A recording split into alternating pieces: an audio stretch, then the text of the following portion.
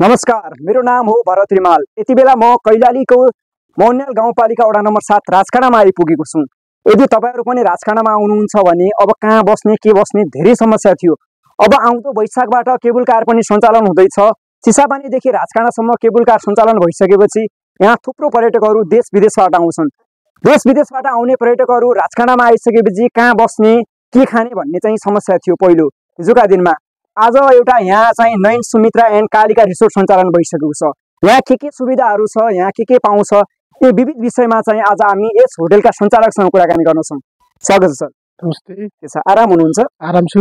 ए, hotel सञ्चालन गर्नु भएको रहेछ। खासमा यो होटलको विशेषताहरू के छ, यहाँ के पाउँछ चाहिँ? यहाँबाट पर्यटकहरू आउँछन्, यहाँ थुप्रो पर्यटकहरू आउँछन्, के सेवा सुविधा दिइराख्नु भएको छ? यहाँको ठाउँको विशेषता भन्नुपर्दा पहिलो कुरा त यहाँको मौसम नै सबैभन्दा हो। यहाँ खानालाई अब हाम्रो होटलमा चाहिँ खाना बस्नलाई चाहिँ बस्नसम्मको व्यवस्था मिलाएका छौँ, तयारी गर्दैछौँ। विगत अझ 2 वर्षसम्म लाग्ने हो, तर तत्काललाई खाना बस्न 50 जनासम्मलाई म्यानेज गर्न सक्ने तरिकाले। बस्न भनेको तपाईहरुको यहाँ रुमहरुदेखि लिएर खाना सबै सुविधाहरू सबै रुम खाना बस्नलाई सबै सुविधाहरू छ। अनि पर्यटकहरू बाहिरबाट आउने पर्यटकहरूलाई चाहिँ के परिकारहरू बनाएर चाहिँ यहाँको चाहिँ विशेष के चाहिँ दिइराख्नु? विशेष भने तपाईको यहाँको कोदो भयो, ढिँडो भयो, हैन, बनाउनु पर्ने सिस्नो भयो, त्यसपछि गएर स्थानीय उत्पादन भने अब विशेष त यहाँको स्थानीय उत्पादनहरू तरकारी यहाँको यही ठाउँबाट उत्पादन हुने तरकारीलाई खपत यही चिसो ठाउँमा उत्पादन भएको तरकारीलाई पनि बनाएर सबै स्थानीय उत्पादनलाई नै प्रोत्साहन गर्दै अनि त्यही खाना स्थानीय त दाल भात तरकारी त भइहाल्यो, रोटी भने मकैको रोटी, ढिँडो, अनि त्यसपछि गएर कोदोको रोटी लगायतका सामानहरू स्थानीय उत्पादन के चिजलाई प्रयोग गरेर खाना। यो दैनिक जसो पर्यटकहरू चाहिँ तपाईको यहाँ चाहिँ खानको लागि चाहिँ पर्यटकहरू प्राय जसो यो राजखाडामा कति जति आउने गरेका छन् दैनिक? तपाईको बिदाको दिन भयो भने चाहिँ हामी 400-500 जनासम्मलाई खाना खुवाउने गरेका छौँ। तपाईले नै यहाँ 400-500 खुवाउने खाना बस्नलाई चाहिँ 50-60 जना जति मात्रै बस्न सकिन्छ। खाना खाएर बाहिर क्याम्प फायर गरेर मजाले डाँडा बत्ती आगो बालेर बस्ने गर्नुहुन्छ। नत्र 50-60 जनासम्मलाई हामी बस्ने व्यवस्था चाहिँ मिलाएका छौँ अनि बनाउँदैछौँ। 2 वर्ष लाग्ने हो। 400-500 जनाको क्यापेसिटीमा होटल सञ्चालन बनाउने हाम्रो लक्ष्य हो अनि त्यही अनुसार काम गर्दैछौँ। 2 वर्षको पूर्वमा पर्यटकको चाप बढेसँगै तपाईँहरूले चाहिँ होटललाई पनि बढाउँदैछौँ सर। यसलाई बढाउने 2 वर्षभित्र चाहिँ सम्पूर्ण रूपमा सञ्चालन 500 जनासम्मको मान्छेलाई खाना बस्न सहित अनि गर्ने गरी सञ्चालन चाहिँ अब सञ्चालन गर्ने चाहिँ बढाइराख्नु भएको छ। होटल चाहिँ यहाँ चाहिँ के छ अब थप सुविधाहरू चाहिँ के ल्याउँदै हुनुहुन्छ तपाईँ? थप सुविधा भन्नाले अब यस्तो छ, हामी फरक तरिकाले यहाँ मान्छे हुन्छ, तपाईँको तराईको मान्छेहरू प्राय बढी आउँछ हैन। यहाँ आएर यहाँको मौसम अलरेडी चिसो मौसम छ अनि तातो आगोको ध्वनिमा आगो बाल्दै हैन लोकल मुर्गाहरू पोलेर खाने हुराहरू भइहाल्यो अनि लोकल सुप भयो, त्यसपछि गएर लगायतका चिजहरूलाई जोडेर खाने बस्ने व्यवस्था गर्छ। अहिले हामी आउँदा पनि यहाँ करिब 50 भन्दा धेरै संख्यामा चाहिँ तपाईहरुको खाना खाइराखेको देखेका छौँ। के भन्छन् पर्यटकहरूको चाहिँ के छ कि बुझ्नु भएको छ धारणा के भन्छ? सक्दो कोसिस कस्तो हुन्छ नि कस्तो छ। पहिलो कुरा त मिजासिलो बोलेर सरसर तरिकाले बस्ने एउटा पारिवारिक वातावरणमा बस्ने तरिकाले हामी कर्मचारीबाट त्यसरी गराएलाई दिए आउँछौँ।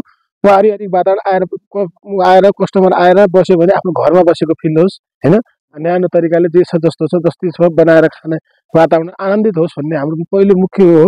अनि सकेसम्मको राम्रो मिठो बनाउन कोसिस गर्छौँ। कहिलेकाहीँ केही त्रुटि पनि हुन सक्लान्, तर सबैले राम्रो रेस्पोन्स दिनुभएको छ। समय भयो होटल सञ्चालन गरेर? भर्खरै 1 महिना जति भयो सञ्चालन आएको। बनाउँदै थियो यो तपाईँको तिहार लगत्तै यो आन्तरिक पर्यटकको चाहिँ भिड असाध्यै धेरै आइसकेपछि ल बनाइदिनु पर्यो भनेपछि ल हुन्छ नि त, आउनु बसौँ, जे छ जस्तो छ त्यसैलाई नै खाउँ भन्ने सल्लाहले बनाउन सुरु गरेका छौँ। पूर्ण रूपमा सञ्चालन आइसकेका छैन, तर खानापिनालाई चाहिँ जति सक्छौँ 400-500 जनालाई हामी खानापिना खुवाएर हैन जे छ आफूसँग भएको स्रोत साधनले प्रयोग गरेर अनि सन्तुष्ट बनाउने कोसिस चाहिँ गर्छौँ। जस्तो अहिले तपाईँलाई हेरिरहने भएका आन्तरिक र बाह्य पर्यटकहरूलाई चाहिँ के भन्नुहुन्छ, के सन्देश दिनुहुन्छ? यो हामी यो राज्यले नचिनेको अनि बिस्तारै तपाईँ हाम्रो प्रयासले एउटा आन्तरिक पर्यटकहरूलाई घुम्न जाने, कहाँ जाने, के गर्ने, कस्तो गर्ने भन्ने खालको जुन दुविधा थियो त्यसको एउटा विकल्प हो यो हैन।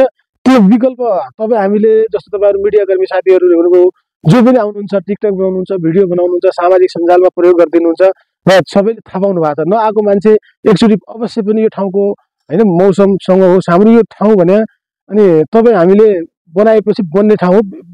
पहिलेबाट यो राज्यको आँखा पर्दैको भए भन्ने पहिल्यै यो ठाउँमा होइन यस्तो खालको आएर आन्तरिक पर्यटक बस्ने वातावरण बन्थ्यो होला। तर यो बिस्तारै अहिले सामाजिक सञ्जालको कारणले उगुरले गर्दा एक ठाउँ राज्यको नजर परेको छ। बिस्तारै केबल कारको सञ्चालनमा पनि प्रोसेस भएको छ। बाटोको तपाईँले देखिहाल्नुभयो, टिप्परहरू आउँछ, 10 चक्के टिप्परहरू मजाले लोड बोकेर आउँछ। मोटरसाइकल मोटर बाटोबाट हामी लगभग 14 किलोमिटरदेखि 16 किलोमिटरको यात्रामा ठ्याक्क डाँडामा आइपुग्छौँ।